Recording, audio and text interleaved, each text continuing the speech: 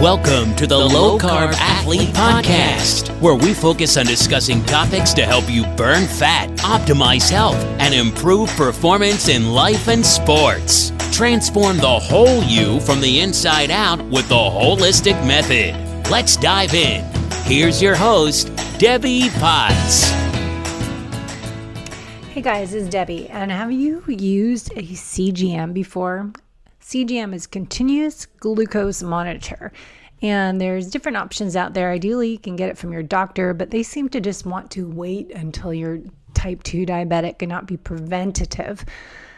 I would like us to take ownership of our health and make choices now to prevent having high, low glucose readings and optimize your health from the inside out by testing and not guessing. And that includes a CGM that goes on for 14 days, and you can order one via NutriSense.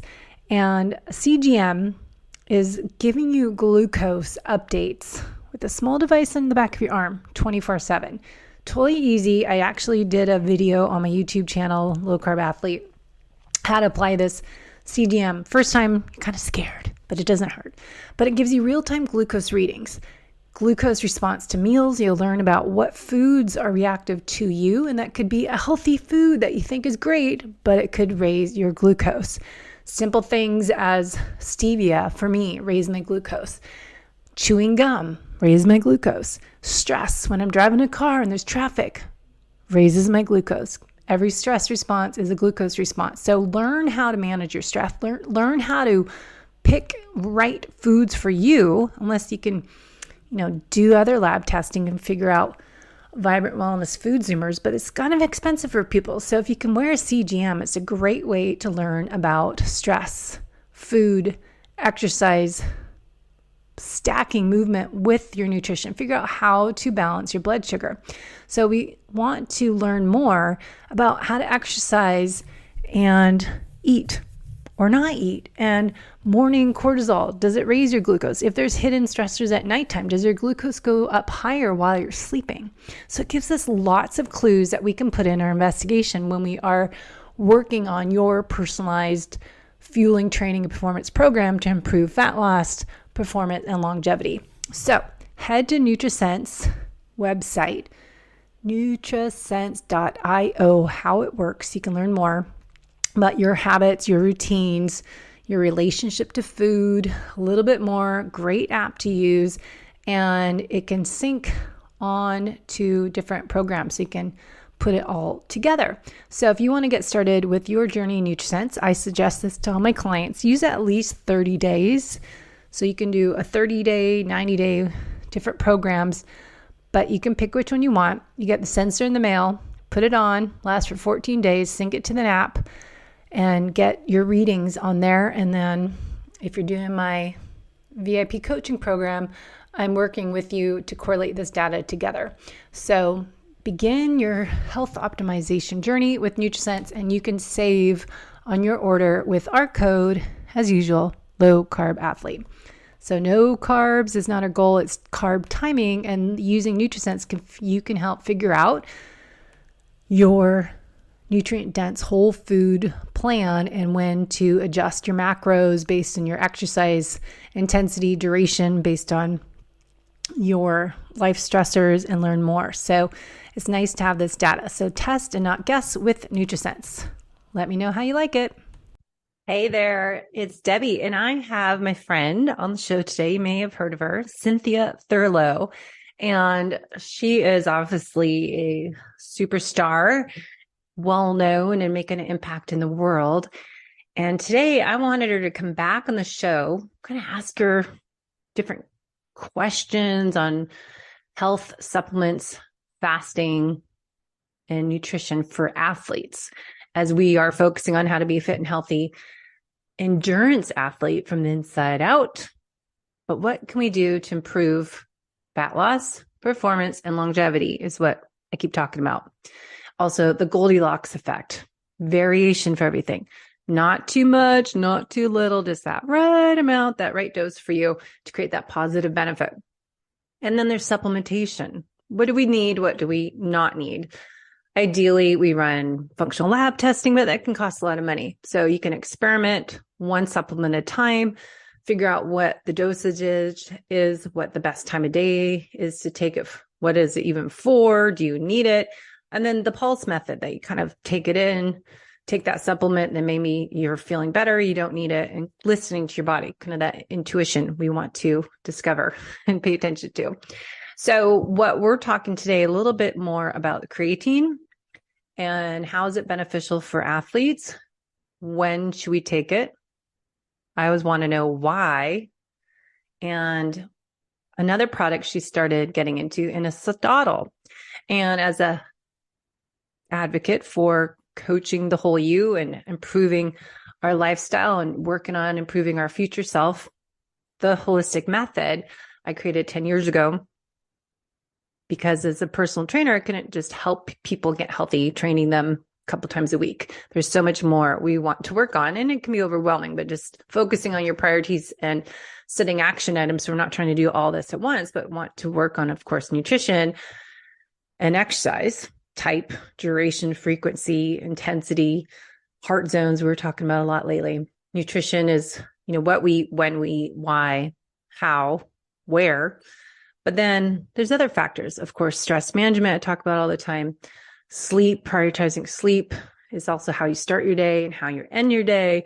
And then movement throughout the day. Even if I lifted weights and did a run this morning, am I going to sit the rest of the day? Movement throughout the day, breakfast, lunch, dinner. And then we want to work on gut health, proper digestion, what supplements we need, maybe gut reset, and more for improving our health from the inside out, always working on the gut.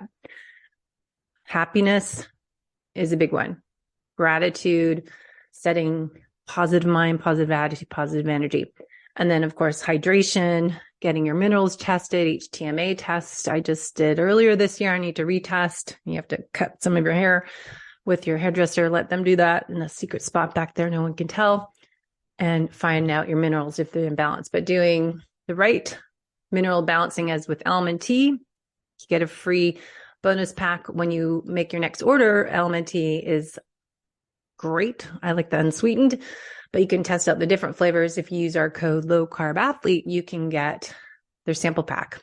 So minerals is essential for proper hydration, those electrolytes, because we don't sweat out water, we sweat out minerals. So replenishing your body as an athlete is really important to get the right amount of minerals, but also testing and not guessing.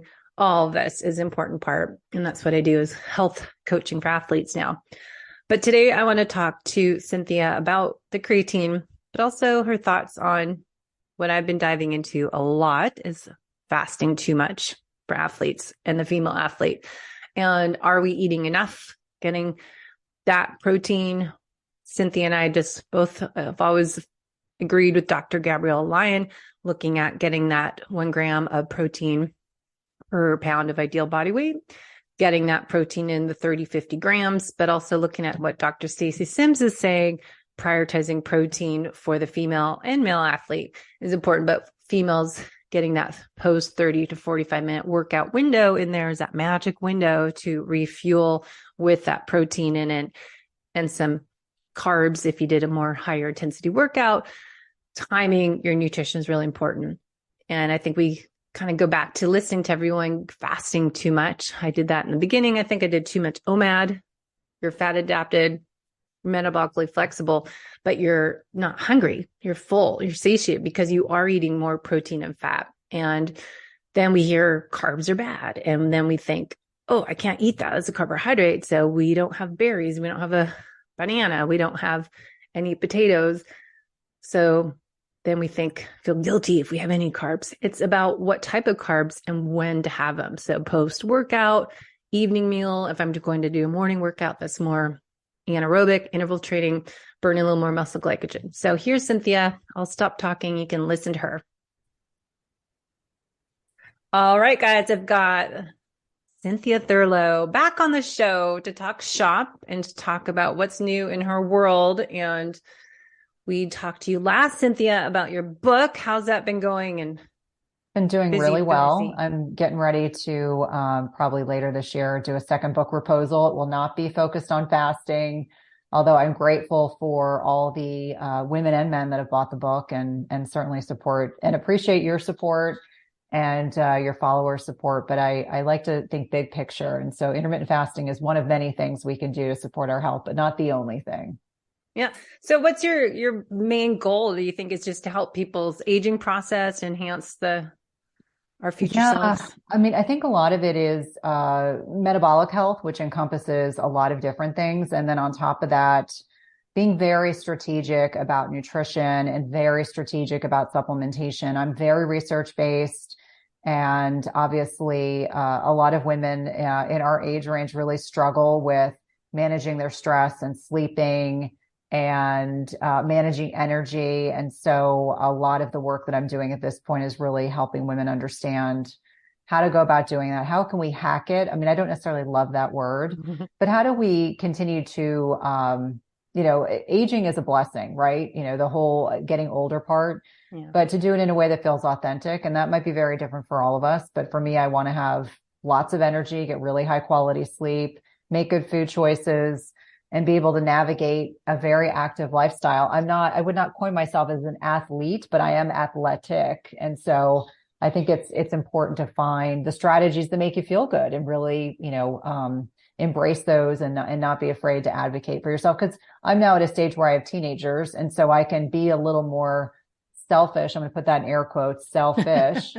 With self-care, but those are the things that allow me to show up and to serve others and reach lots of people and share my message. So that's a little bit of like where the focus is going. But as we were saying before we started recording, I always say intermittent fasting picked me. I'd always been an advocate of it. However, that's probably what most people know me about. But my experiences and my focus are far beyond just the myopic view of just fasting for women. Well, I know I met you originally at Nutritional Therapy Conference when we had conferences for NTA. Yep. And I think it is same as yourself. I have called the holistic method. You have your holistic blueprint, and it's looking at the whole person, the whole individual, that it's not just, there's different tools to enhancing the aging process and being your best self and showing up to life every day, feeling energetic and thriving. And it's not just fasting. That's one different type of variation of something you can add in there to enhance the journey of life.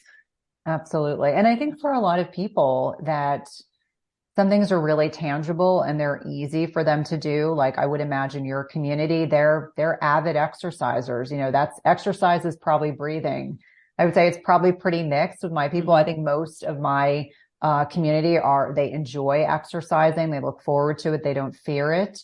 But there's also a subsect of people that, they've really been missed by the traditional allopathic medical model, and fasting for many of them is a panacea for insulin resistance and high blood pressure and terrible lipids and PCOS and fertility issues. And that doesn't just plague younger women. That can, influence the way that we transition from perimenopause into menopause. And on a lot of different levels, I think the whole kind of chronic medical model way that we view disease in the United States is really short-sighted. And so I prefer, widgeting out things that the lifestyle as medicine to me is much more interesting than just prescribing medications. And frankly, that's why I left clinical cardiology, because I was writing hundreds and hundreds of prescriptions a week for many things that could have been fixed with changing lifestyle, but no one wanted to listen to me at that time. Now everyone thinks, oh gosh, you were so ahead of the curve.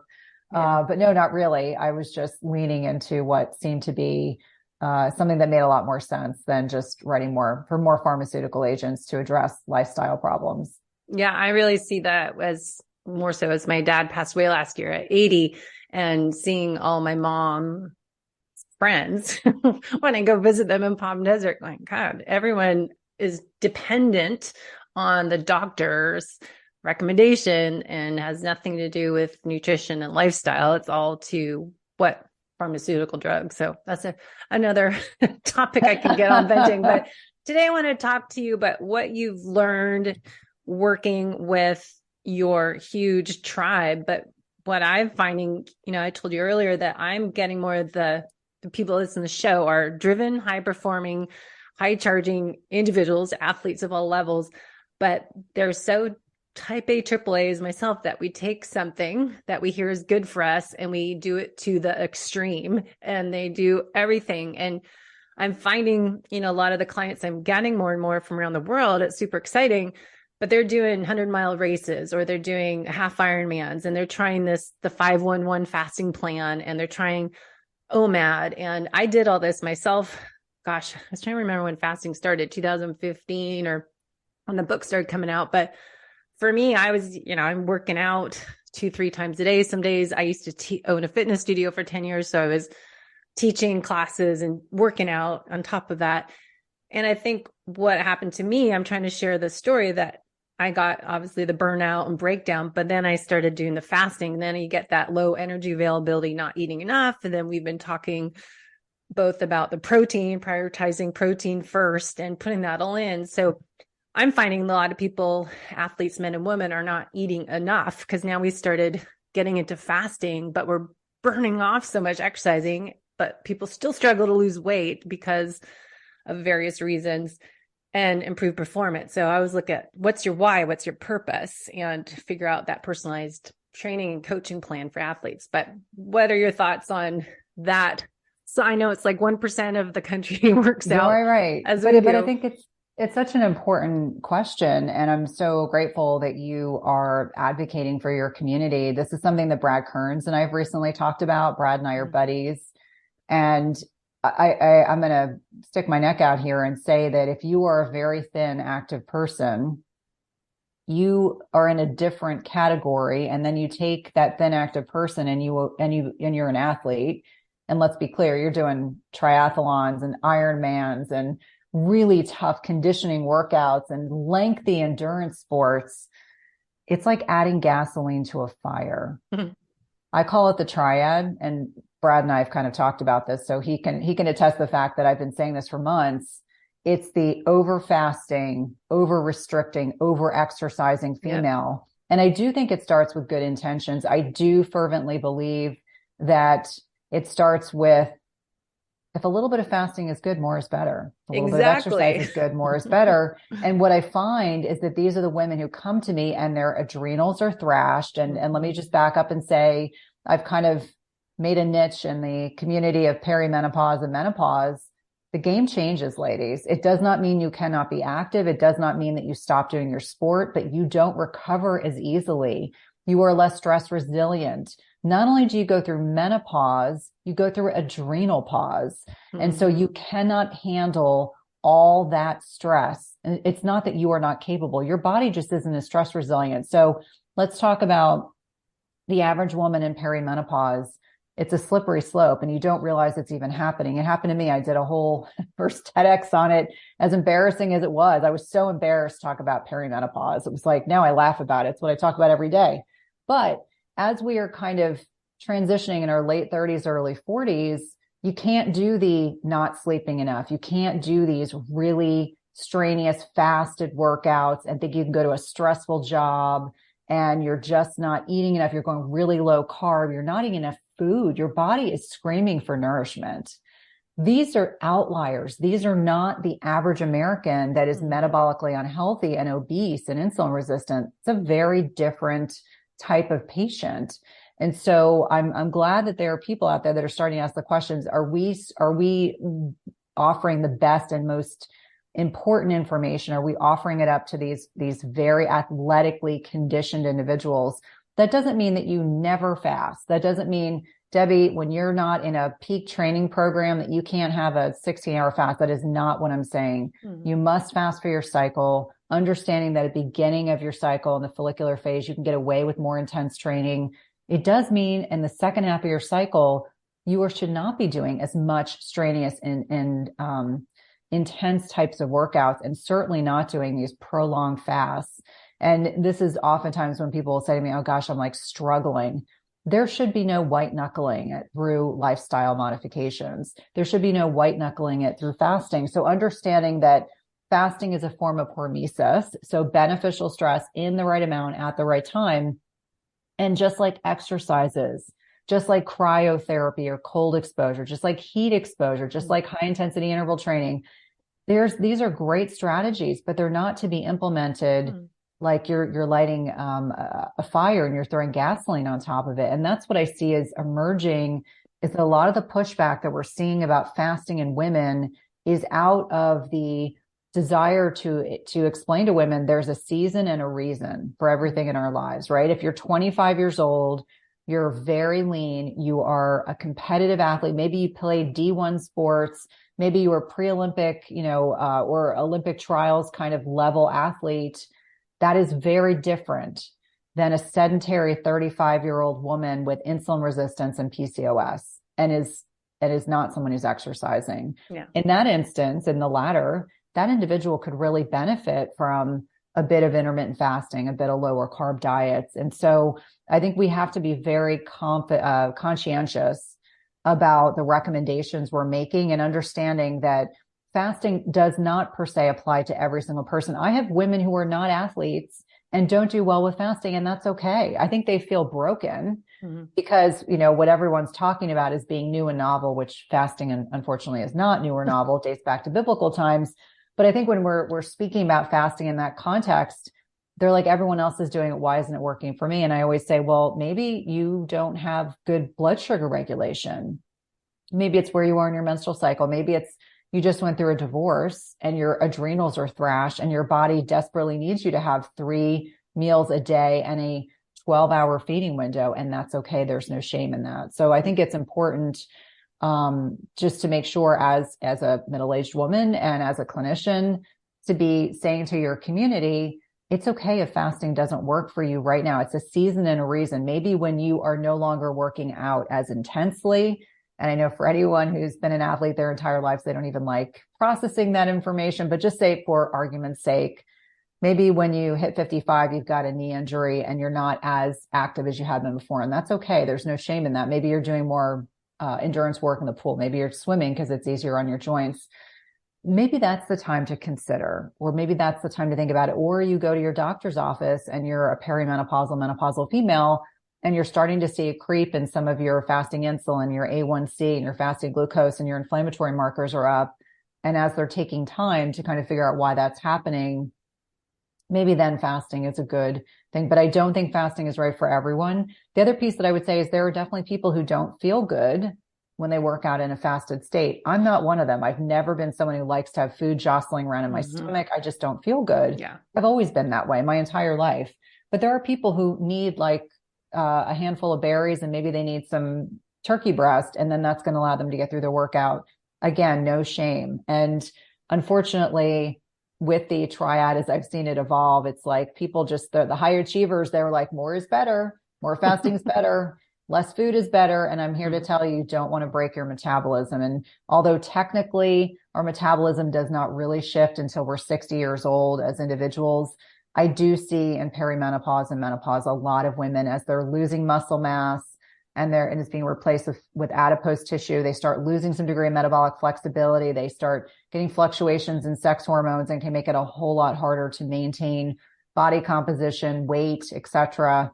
And you don't want to end up, being someone who has to reverse diet. And I'm not an expert in this area, but there are plenty of people I've worked with where they've whittled themselves down to 1,000 calories a day, and they'll say to me, I'm not hungry. And I'm like, well, okay, you had, a meal and a half and you're a 50-year-old, very active person. What do you think's happening? Your body is going to hold on to everything because it thinks you're starving. Yeah. And so having to kind of re-engineer meals to get them back up to eating 2 meals a day, maybe a third. And if you talk to anyone in our communities, the really active people, I'm thinking about Keto Savage. We were having like a sidebar conversation about this recently. And he said, I see a lot of middle-aged women who don't eat enough food. And I said, I see it too, but you see it from a different angle. I see it from the angle of you are going to break your metabolism and how that actually becomes an issue. They'll say, they just keep eating less and less and less and exercising more and more and sleeping less and less. And it can have, potentially catastrophic effects on your hormones, not to mention your mental health, because you're trying to figure out a solution to a problem and you're actually making it worse. Yeah. I know. So I'm excited. I don't know if you saw, I got Pinoe metabolic testing. I'm going to start some on my floor here, but it's a breath analyzer and measures your carb to fat. And also you can do exercise tests to figure out kind of, I'd say, the areas of opportunity, what you're missing. And so I think the resting test will be fascinating for people because you'll see, okay, here's what calories you need to take. And here's your carb fuel source, how much you're getting burning and how much fat you're burning at rest. And we can figure out that information. Then you put them on treadmill or bike or whatever they use to work out regularly and figure out their training zones, what they are, where your peak fat burning is, where your metabolic crossover point is, where your threshold is, and figure out those training zones. Because so many people train in the wrong zones or do too much here and not enough there. So then you can figure out, okay, here's your limiters. Here's what you need to work on. But I think, testing and not guessing, we always say to figure out, okay, what does the Dutch test say? Do you struggle with a lot of stress? What's that doing to your hormones? Looking at the other labs, but putting this in there. So I think so many people thrive on more is better, and they override those feelings of fatigue and those red flags. And I know Brad Kearns came over to my house, gosh, when I wrote my book, 2015, I think he was in Seattle, and we did a video on that. So, I used to have all that energy, and it is like, okay, that started when I was 40. Does that correlate with this perimenopausal stuff that we're all now learning about? But that was 10 years ago, how much of our hormones change and how we can't tolerate the same stress level we did earlier in life. And so we can't fuel the same, fast the same, train the same. As we age, we need to adjust everything. But listening to your body and getting that more personalized approach, I think, is so essential, because everyone does what someone else does on social media or podcasts, and like, oh, I'm going to do that same thing. Yeah. And it's interesting because people always want to see what I eat, which is fine.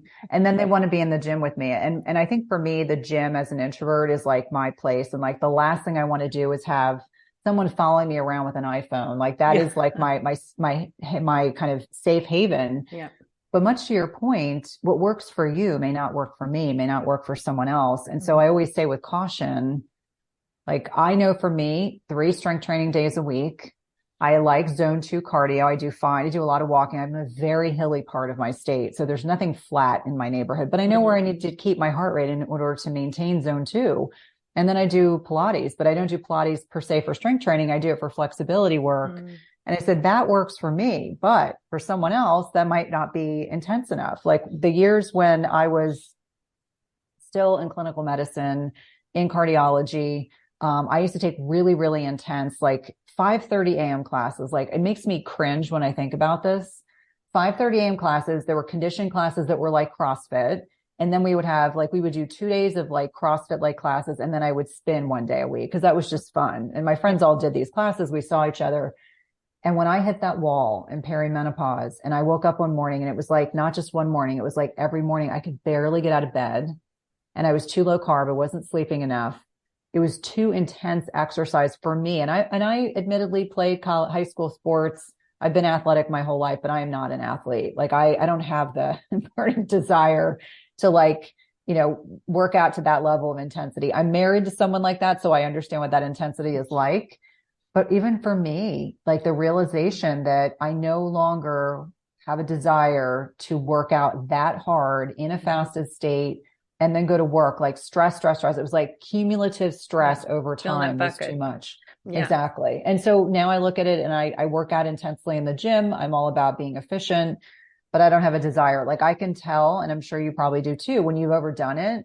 When I feel like I need a nap in the afternoon after intense physical exercise, I'm like, oh, I might have overdone it. Not intentionally, but I'm like, okay, my body was like, nope, you're not going to do that again. So yeah, I think it's important to understand it's not limitations per se. Like we're not trying hard enough. I think we have to have that inner dialogue of positively and reframe. Like I'm at the stage of my life, I would rather get 2 more hours of sleep than get up and go to the gym at 5 o'clock in the morning and like make myself sick. Cause I'm, when you want to vomit, like you push yourself so hard, those days are gone. I don't want to do that anymore. And there's no shame in that. No, No shame. Well, I'm also laughing that I, had a fitness studio for 10 years and started classes at 5:30. But if you're the teacher, guess what time you have to get up? I'd be Even there at earlier. 5 a.m. to set up everything and get organized. And it's just a bad schedule. So with that, over the time, you got into, I know we talked about protein and hitting your protein goals, because I think a lot of us the industry got so keto. It's like, we're bouncing back and forth, carbs, no fat. And then we went to paleo and then to keto, and then everyone's all fat, as much fat as you want. And then we were like, oh, wait, what happened to protein? And then now it's carnivore, no carbs, no anything, no fat, the fats with the protein. But so now kind of where do you find the focus is now more like getting your fasting window based on what you need, based on where you are right now, but then getting that protein goal. And then I want to get into your supplements you started, creatine and Aristotle, and the why behind all that. So what kind of brought you to where you are now? Well, for full transparency for your listeners to know like where I have gone, I've been paleo-esque for 12 years. I put a autoimmune disorder into complete remission, going gluten-free. Then it, kind of moved on to grain-free. Then it moved on to dairy-free. That works for me. In 2019, I spent 13 days in the hospital. And when I came out, I had so much digestive distress. I will spare you the details, but I will just say I was full carnivore for 9 months. And I like meat, but I missed vegetables. So the space that I kind of exist in, I always say I'm lower carb. I'm not no carb. I'm not ketogenic. I think a lot of people assume I'm keto. I'm not. I think the most important macronutrient for women is protein. Eating at least 100 grams of protein a day, or as Dr. Gabrielle Lyon says, 1 gram per pound of ideal body weight. So for me, that's 100 to 110 grams a day, which I can easily hit. I would say 99% of the time I do. I have some days if I'm really busy, I may not, and I just give myself grace. Now, in terms of me personally, I don't do well with fatty meat. I never have. I finally had to acknowledge that I don't do well. If you offer me a ribeye or a filet, I'm going to eat the filet. And it's because I just don't do well with heavy animal-based fats. Do you feel sick or I feel sick? Yeah, me too. And so of course I wanted to make sure I didn't have a bad gallbladder. And it's my physiology. So if you're someone that tolerates heavy animal-based fats, good for you. I'm not one of them. So I eat lean meat, lean poultry, lean fish. I do even salmon sometimes can kind of make me nauseous. So lean protein. And then I am metabolically flexible. So I kind of have started experimenting with more carbohydrates, obviously from fruits and vegetables. I do really well in that space. I'm a huge fan of like raspberries, and I can get away with a just green banana. I can get away with sweet potatoes and root vegetables. And the one thing that Brad and I have also talked about, and I just interject this because for full transparency, more of us are starting to talk about this. I actually sleep better with a little bit more discretionary carbohydrate. So if you're someone that's sensitive to a reduction in carbohydrates overall, and your sleep is compromised. And as a middle-aged person, my sleep is really important. Even if I have carbohydrate and protein with my first meal of the day, I still sleep a little bit better. So for me, I've been experimenting more with carbohydrates. I do well. The only carbohydrate I don't do well with is plantains, which is a crime because I love them. And the way that I was able to kind of determine my individual net benefits of certain types of carbs is with a glucometer or continuous glucose monitor. So if you're listening and you're like, oh, I'm interested in what you're saying, knowledge is power. And so definitely arming yourself with some type of objective way of looking at your blood sugar response to certain foods. So I'm a huge fan of vegetables. I love vegetables. I don't think I could ever be full carnivore again. I always say carnivore-ish because I probably eat more protein than I do anything else. But I do genuinely love vegetables. Like I really, really love vegetables in particular. So for me, that's kind of where I am. I would say lowish carb, anywhere from 50 to 100 grams of carbs a day, but I don't track anymore. That to me is really kind of tiresome. I know some people I love data, but that's just not the kind of data I want to track, but I know enough to know what my portions are. And one of the things that starts to happen with women as they're getting older is as we're losing estrogen, unless you're taking HRT, you can lose insulin sensitivity. And this is where I'll say to women, instead of having a a cup of pasta, maybe you're having a quarter cup or a third of a cup. And so really being cognizant of processed carbs versus unprocessed carbs. I find most people do fine with some sweet potato because it's hard to overeat a sweet potato. I mean, there's enough fiber, it fills you up, right? As opposed to pasta and like rice and bread and gluten-free bread and things like that. So that's where I am right now. But what really got me interested in creatine monohydrate, which is one of the most well-researched supplements or ergogenic aids that's out there, was out of the N of one. I'm a thinner Caucasian woman, and I was having a harder time putting on muscle mass. And Gabrielle Lyon, who we all know, she and I were always kind of having conversations and going back and forth about do I supplement, do I get on testosterone therapy, do I not? What's the decision for me, because everything else is optimized. And once I started creatine monohydrate, I was able to start seeing gains in the gym. And you have to remember that creatine got a bad rap over 20 years ago because a lot of the gym bro science that was out there, and people were taking very high loading doses of creatine, and they were also using exogenous steroids, not the stuff that is FDA approved stuff, or the stuff that's compounded specifically to you. And so creatine was what allowed me over the past year to continue to go in the gym and go up on weight and intensity. As a side effect, as a benefit, really, it improved my sleep quality. It definitely, there's a lot of research to demonstrate that it's helpful, not just for mitochondrial function, but also for sleep quality metrics. There's even some research being done talking about mood improvement. Now, I don't suffer from anxiety or depression, but I've had plenty of clients and patients who have said, oh gosh, as a side effect, while I'm taking creatine, my sleep is better. And my view of the world is better. And then kind of tying it into myo-inositol, which is a really cool product because it's a very gentle way of addressing insulin resistance. So it's great. If you look at the research, PCOS, metabolic syndrome, very safe to take, helpful for insulin sensitivity, but it's also helpful for sleep architecture. So again, I go back to the sleep piece, helpful for getting you to fall asleep and stay asleep. If you wake up, you can fall asleep more easily. And then I just did a podcast that's not out yet, and we were talking about the mental health benefits of myo-inositol. And there's great research on OCD, PTSD, anxiety, depression, etc. Really, really helpful. And so for me, the supplements, and my third one will be announced shortly. My supplements are all focused on cognition and brain health, muscle health, and metabolic health. And so, and then also, finding products that are well researched, because that was very important, safe. There's a lot of research now on other insulin sensitizing agents like berberine, chromium picolinate. And I think of berberine is fine if someone's taking it as needed, or you're taking it in conjunction with your healthcare practitioner.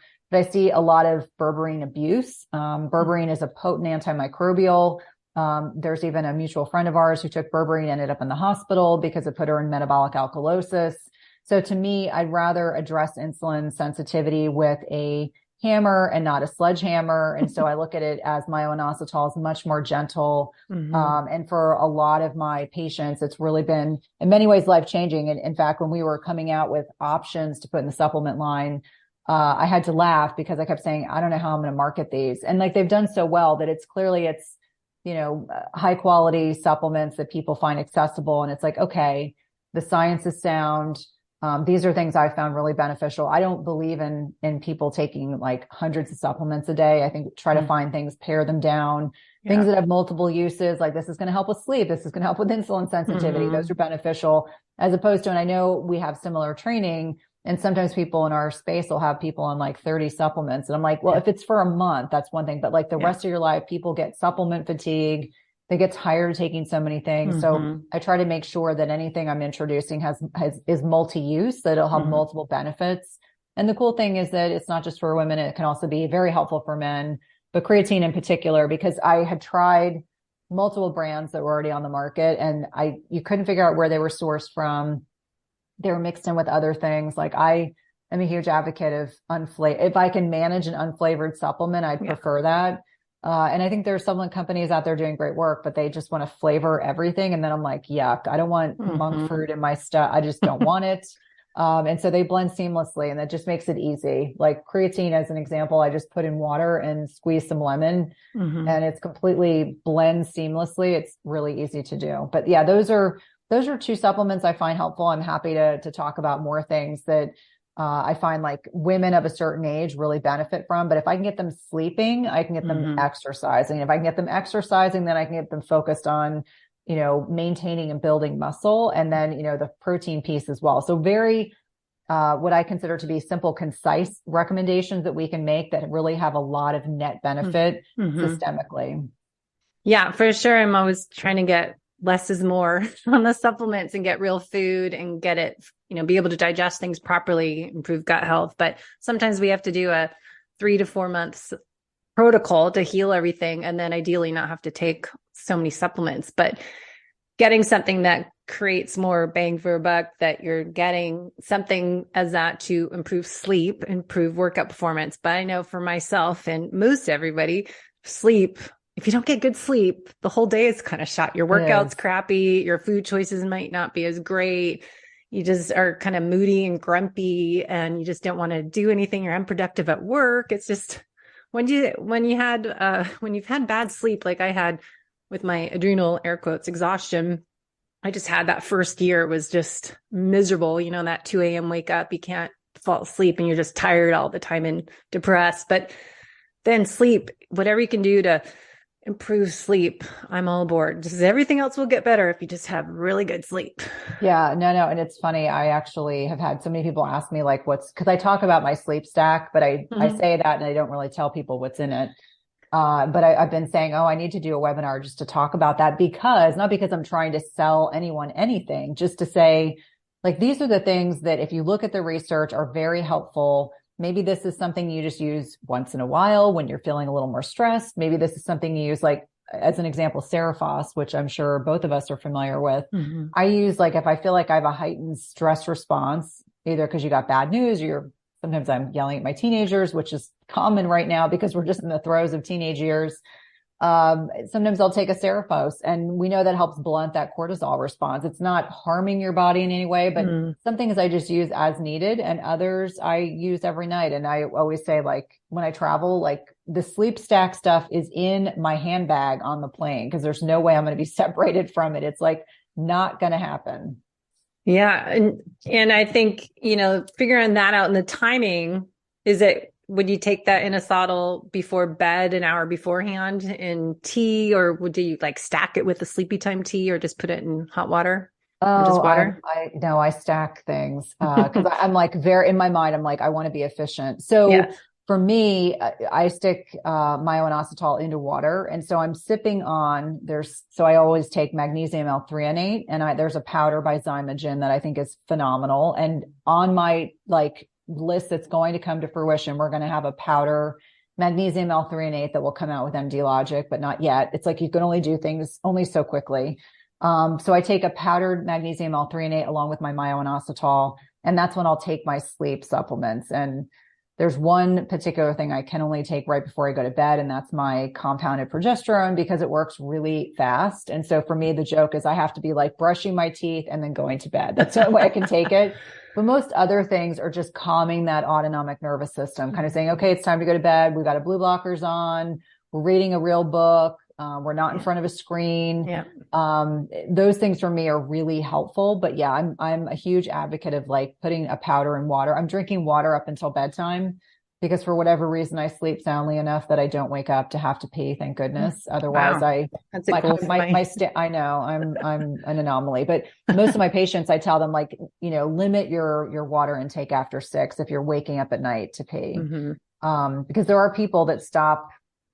They're not as good with their antidiuretic hormone. Some people are mouth breathers, and that'll actually impact their body's ability to secrete ADH. And if they're not secreting enough ADH, they'll get up at night to pee because they have not concentrated their urine. That's why your urine, when you get up in the morning, is so dark, because your body is concentrating it so you don't have to wake up. That'd be great. I just think not to wake up at night.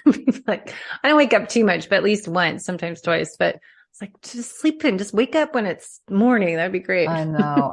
No. And I think we take that for granted until we have a problem. Like I tell people all the time, Progesterone oftentimes helps us fall asleep. Estrogen oftentimes will help us stay asleep. So if you're at the beginning stages of perimenopause, maybe in the middle of perimenopause, sometimes just taking progesterone the week preceding your menstrual cycle can help with sleep, especially if you're having more anxiety, more depression symptoms. This is when women oftentimes get stuck on antidepressants or anti-anxiety agents, and really what they need is some progesterone. Yeah. And then, menopausal women, I'm like, I don't know how you sleep without progesterone. It's like just it's one of my favorite things in the world. Like I always say they'd have to pry that from my dead hands. Like that's how much it makes a difference in my sleep quality. And I take that 6 days a week. One night I give my body a break. That's funny. Okay. So let's head back to creatine, because I know we all want to I would think I want to get stronger always and get leaner and be able to lift more weights, and just always hate the excuse that, I'm getting older, I can't lose that fat. But it's using some things we need little support with when I'm doing my 3 to 5 repetitions, lifting weights 3-4 days a week. But to enhance that process, what have you found good protocols for people trying to get stronger using creatine? Yeah, I would say first and foremost, women are unique. We have 70 to 80% less endogenous stores of creatine, which means the way that our physiology is designed, we can't get enough from our food. Because that's always what I hear. I'm just going to eat more steak. I'm like, that's great. The steak is important, but that's not going to replete what we've already lost. And we know based on research, and I'm happy to share these articles with you, when we really look at the research on women, we have differing needs throughout our menstrual cycle. We have differing needs in menopause and perimenopause. And so understanding that irrespective of what life stage we are in, we benefit from creatine monohydrate repletion. Now, when we're looking at the average woman who eats meat and eats animal-based protein, it's 3 grams a day. You don't have to do a loading dose of creatine. If you are vegetarian or vegan or a man, you need 5 grams a day. And even that's not a lot. Like when you look at the studies that were done where men were gaining like 10 pounds of water weight, and they were using exogenous, steroids. They were doing loading doses of like 20 grams. And if you understand the word creatine monohydrate, guess what it does? It hydrates those muscles. So you can have the propensity, although it is water weight, if you consume too much of it or this huge loading dose, that you could gain some weight, but it is again, water weight. And so I like for women, if they are fasting, if not, you can take it around when you're exercising, to consume it in a feeding window, because creatine is like an amino acid. So it's very, very helpful to consume it around food or around your workouts, depending on what's most convenient for you. If you take a high quality product, it can blend seamlessly into your water. So if it's easier for you to take it while you're exercising and you're not someone that's doing intermittent fasting, I think that's great.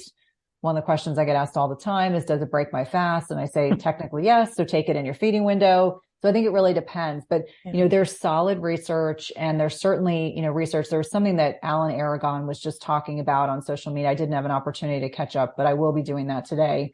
Cause much like I'm sure it is for you, it's like, you'll see a paper circulating and it's getting a lot of buzz, and you're trying to figure out what's the end result.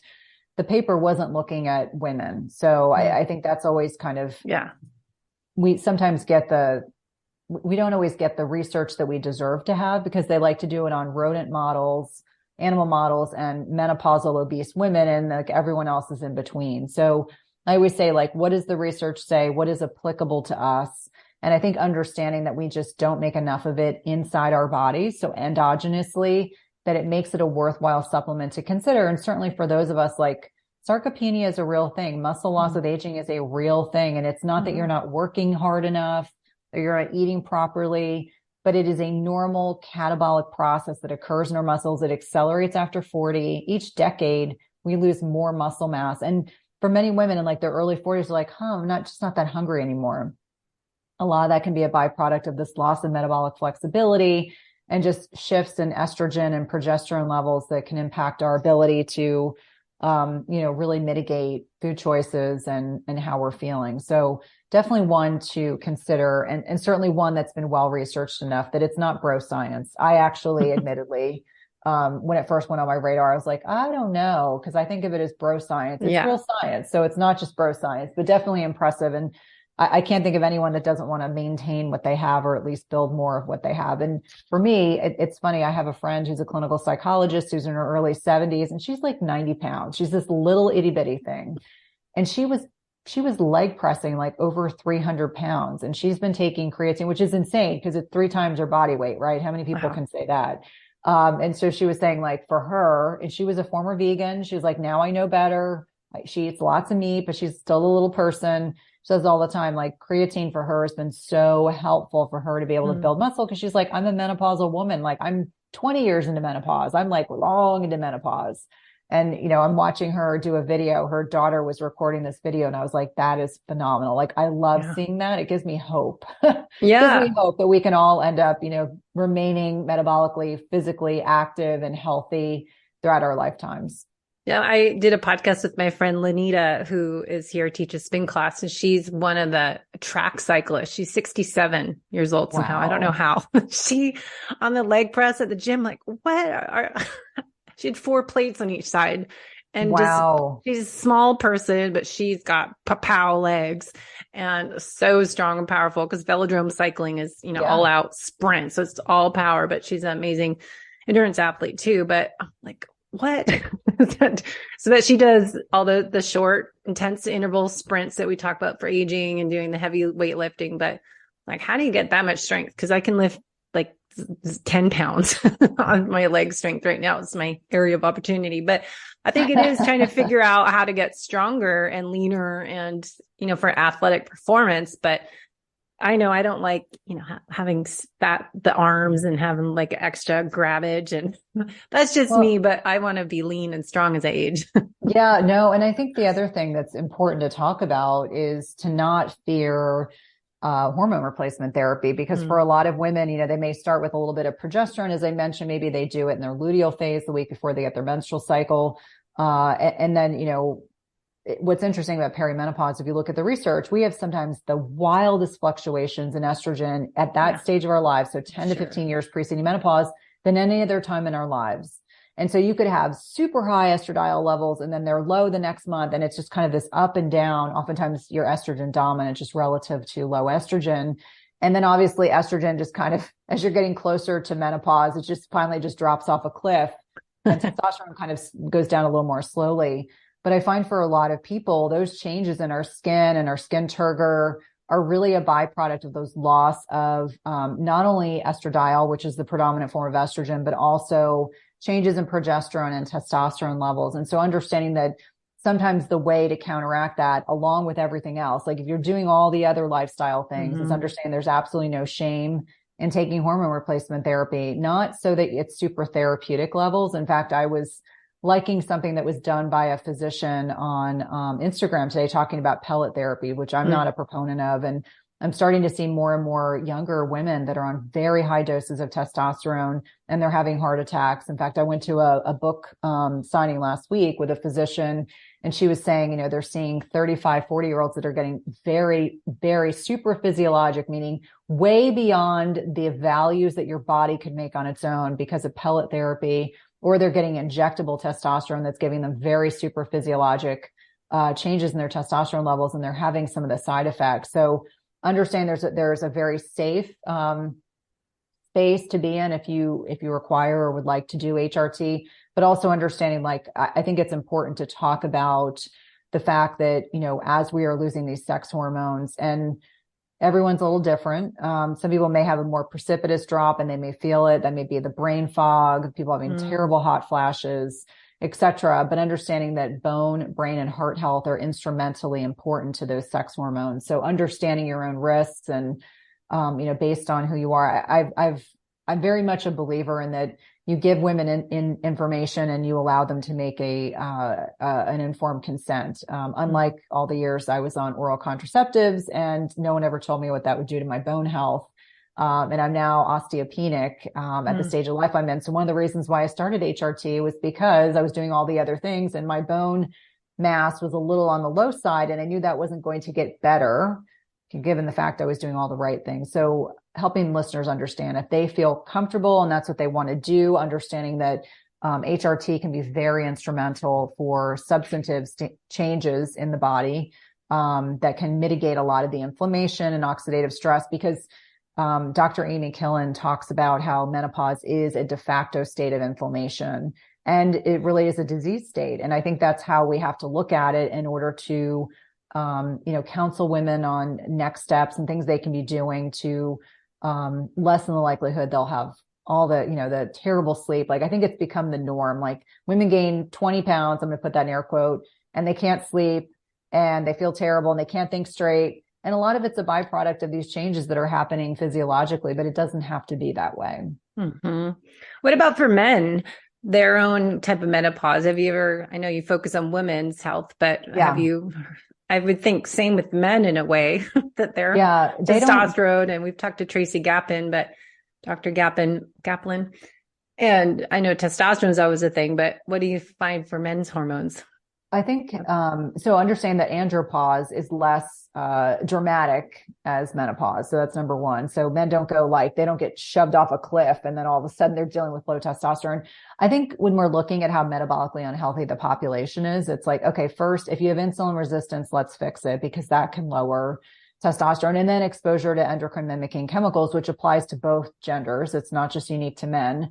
I do think that men can have optimized testosterone levels. And obviously this is Tracy's forte, but he and I are really good friends and we talk about this a lot.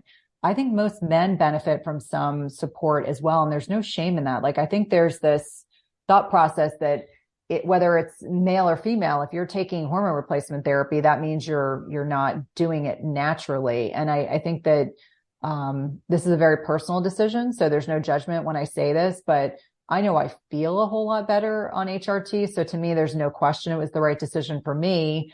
Although I'm super conservative. Like, for me, I'm like, I'd rather go low and slow and figure it out, than someone give me really high doses of medication. But I do think for men, if you fix the lifestyle things and they're not insulin resistant and they're not metabolically inflexible, and they've, gotten as much endocrine mimicking chemicals out of their personal care products, environment, and food, I think doing TRT is certainly really reasonable. I mean, what you're starting to also see is some people are injecting growth hormone and all these other things. And I always say you have to be so careful with hormones, meaning you need to work with someone that knows what they're doing, because there's not like, you don't give one hormone and think it just impacts that hormone. It impacts all the hormones.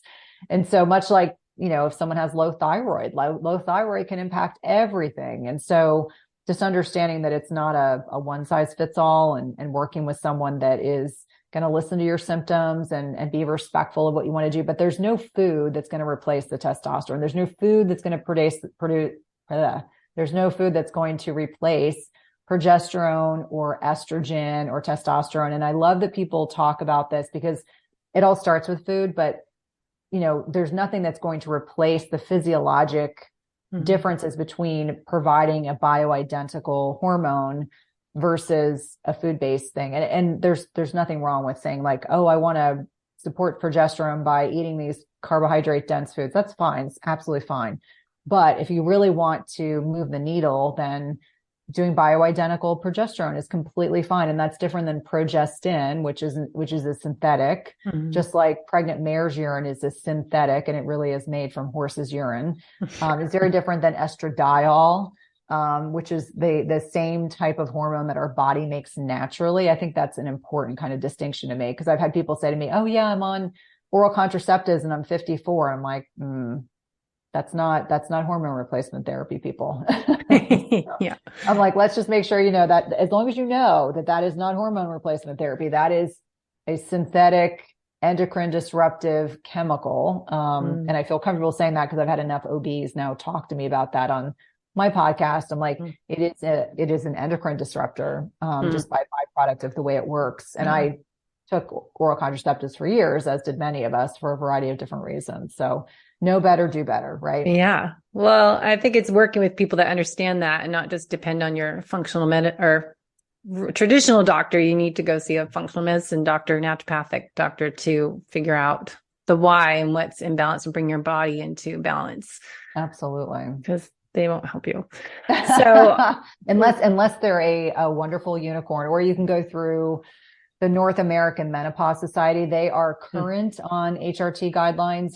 I think it was 2018. They came up to speed with the rest of the world. So you could potentially work with someone who is both allopathic, which is traditionally trained, and, kind of also knowledgeable about the new guidelines.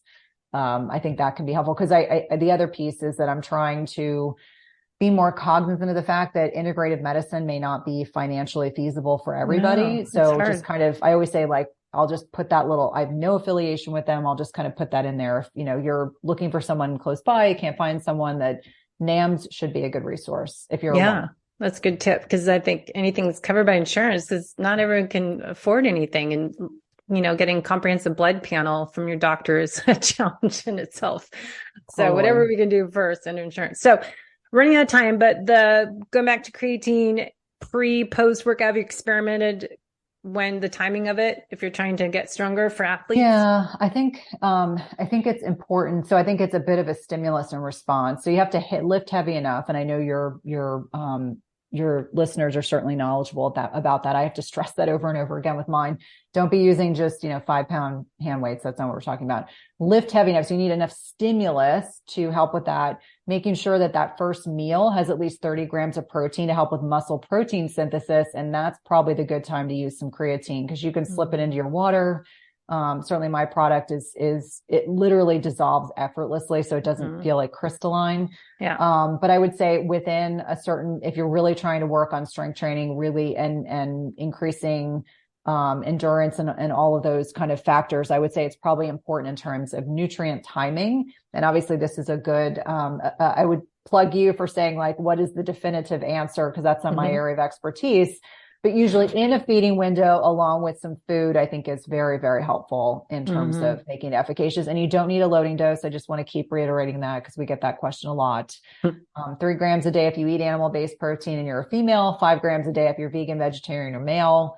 My teenagers take 5 grams a day and they love it. So, and it's safe for your teenagers, but make sure they're kind of in the puberty space. Don't give it to your 12-year-old. Yeah. And more is not better, right? So don't just think it's so good for me, I'm going to take it 3 times a day, because that's what people do. Oh, that's good. I'm going to do that more and more and more.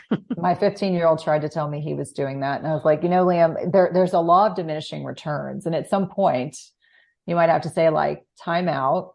5 grams a day is perfect. And that's what I'm going to stick with. And I said, that's what you should stick with. So a little bit of a re-education. Awesome. All right. So where can people find you this year, 2023, where suddenly it's May? And I know. It's like, where did the year go? No kidding. Yeah. So website is still a great place to find me. My podcast, Everyday Wellness. You can find my book, The Intermittent Fasting Transformation. I am active on Instagram. I have a private group on Facebook called Intermittent Fasting Lifestyle / my name. It is free. There are men and women in there. And then I'm also on Twitter. Be forewarned, I can be snarky. Sometimes people are like, oh my gosh, you're a totally different person there. I'm like, I am actually snarky, but it's never at the direction of I'd never to be hurtful. It's more, I'm just kind of tongue in cheek. But I'm active on all those platforms, and obviously hoping to get Debbie to come on as a podcast guest on Everyday Wellness later this year when I get caught up with myself. But it's a great place to connect, but the website's always a good place. You can connect everywhere off the website. Okay. Well, I'll put all the links in the show notes and where people can buy the supplements and test them out and see if we all can get lean and strong this year and maximize that strength gains as the aging athlete, as I am striving to look my best the second half of my life. That's right. It's important. It's important. Yeah. Just the eye wrinkle area is what area of opportunity. Again, is whatever facial oil serums you can start doing and injections for the under eye. That's my biggest problem. So, all right. I'll let you go. Have an amazing day. Thanks. You too. Thanks for listening to the Low Carb Athlete Podcast. If you have any questions, feedback, or topic suggestions, let us know on Facebook or at debbiepotts.net. You can help us to continue to grow by leaving a review on iTunes. Thanks again, and we'll see you next time.